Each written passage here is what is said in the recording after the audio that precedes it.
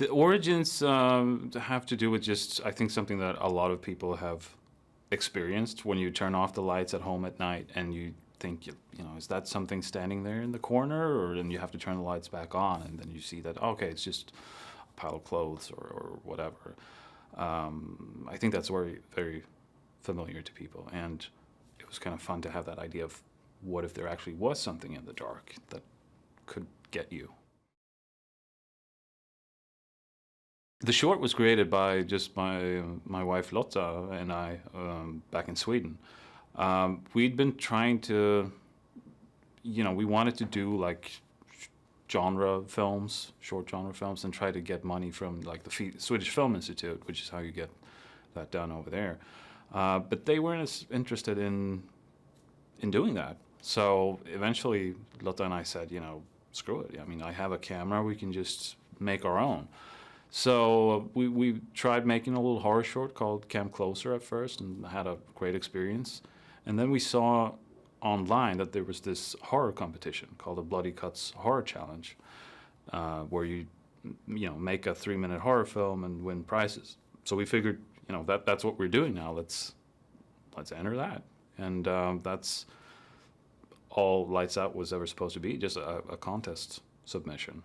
But then, a few months after the contest, the thing just blew up online and became this viral thing, and suddenly Hollywood started calling and wanted to make a feature out of it. The story of Lights Out is about this girl, Rebecca, who grew up with a mom who suffered from some sort of mental illness. And she just couldn't deal with her mom because her mom had this invisible friend of hers called Diana. So she ran away from home at an early age just to get away from this. And she hasn't really gotten over that. Like, she still has commitment issues, and she's not a fully functional human being.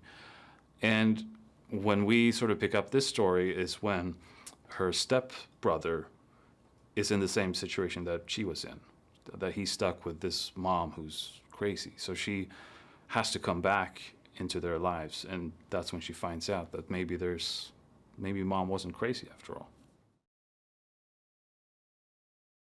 Martin is Rebecca's stepbrother. And so he now has to deal with pretty much the same thing that Rebecca had to deal with, in that he's living with just his mom, and his mom is dealing with all this craziness. But in contrast to Rebecca, who sort of became sort of bitter and angry with her mom for being this way to her, Martin is sort of more understanding. Like, he understands that this is, that, he feels sorry for his mom, that she's going through a lot, and he doesn't really blame her for being the way he is. And he sort of, that's something Rebecca learns from him as well, that it's, we need to be there for mom. We can't just run away.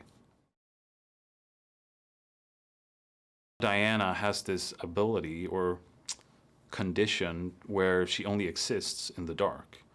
So as soon as you turn off the light, she's not only invisible, she's actually gone. So, I mean, if she's holding something in the dark and you turn off the lights, then that thing will just fall down.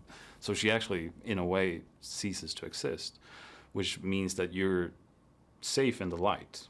So you always need to stay in the light and have a lot of light sources at your disposal.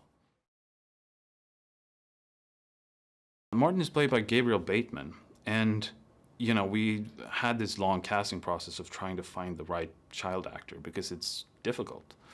And the hard thing was seeing these auditions. You can sort of tell that a lot of these kids have been coached by their parents, and it's like the lines they read just don't feel real at all. So what I did was I did more like improvisational exercises with them.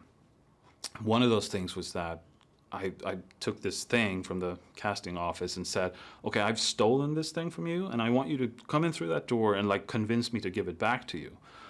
And Gabriel just came in and just gave it his all. Like, he was, and when I refused to give it to him, he was like all over me and almost fighting me. And it was like, this kid has like no fear or like no inhibitions at all. So it's like very clear right away that he's the guy.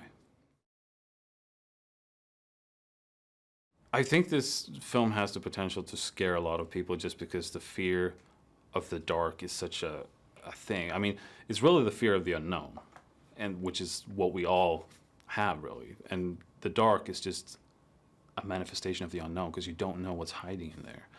And I think that's one of the more effective things. I think it can be, hopefully, it can be almost like Jaws, but instead of the ocean, this is the dark. So you want to stay out of the dark. So hopefully we'll make people even more scared of the dark.